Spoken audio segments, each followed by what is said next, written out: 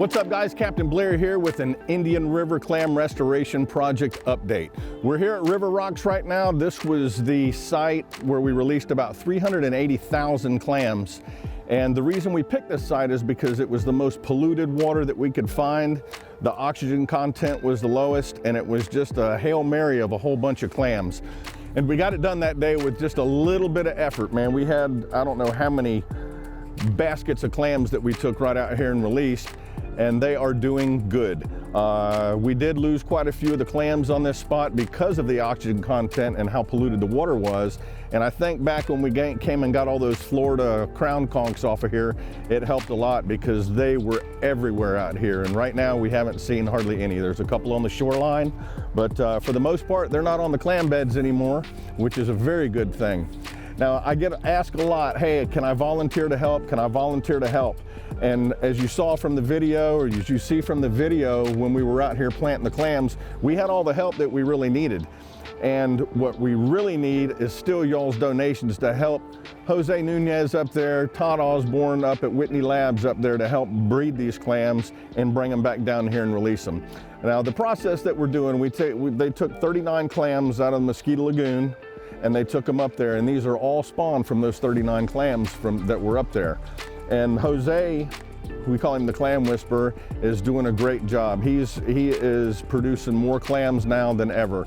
And the more money that we can get up there, the more clams that he's gonna be able to produce. So anything you guys can do, I've been reading on the internet about the water quality out here. And yeah, there's some bad water quality out here, but you know, with the efforts of cash donations, we can definitely get more clams put out here. You know, one of the biggest questions I get on the internet is, when do the clams really start working when we put them in? And from the time we put a clam in the water, it starts filtering immediately. And unlike an oyster, when you put spats over the oysters that stick up, you kind of hope and pray that they stick on the oysters and start growing. Now, if there was natural oyster spat swimming around in the waters here like they did in the 70s and 60s and before that, all these rocks and pilings that you see over here would have oysters on them. When I was a kid in the Cocoa Beach Canal system, we used to break oysters off the actual seawall and pop them open and eat them. And they would grow there naturally up until about 1975 is when they really started disappearing. And then 1980, 81 is kind of when all the oyster beds disappeared out of here. And they kind of went out on their own, and that had to do with the stormwater runoff, the freshwater influx, all the fertilizer that gets put in the water. And that's another subject we'll talk on a little bit later, but fertilizer, bad. Now, when we put these guys in at pea size, there's not really a measurable amount of filtration that we can go out and measure just because there's so much water out here. But given time, like the clams that we put up in north end of Mosquito Lagoon, they have already spawned once. And you know, in the 90s, when the commercial industry took them down to a point of non-sustainability, we still had a few clams in the area, but they just weren't close enough for that magic to happen and to create the villagers that go out and, you know, plant themselves. But the clams that we've actually planted so far have had a spawn already, and with them in such close proximity together, there is a lot of villagers, and that is a baby clam. When they get when they're first fertilized, they'll actually swim around into an area until their shell gets big enough and they fall in the sand, and that's their home.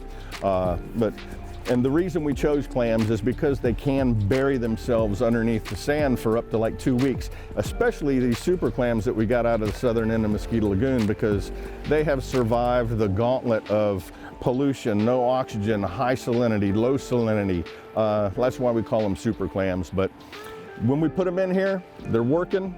They're creating villagers, which will create more clam beds as they drift to certain areas and settle down. So immediately is when these clams start working.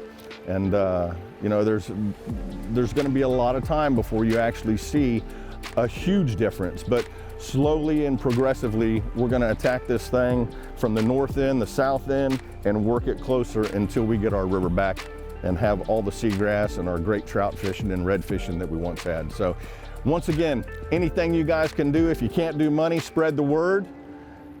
And if you can't volunteer, spread the word. But no matter what, spread the word and let people know that there's a clam project going on to help clean this river up.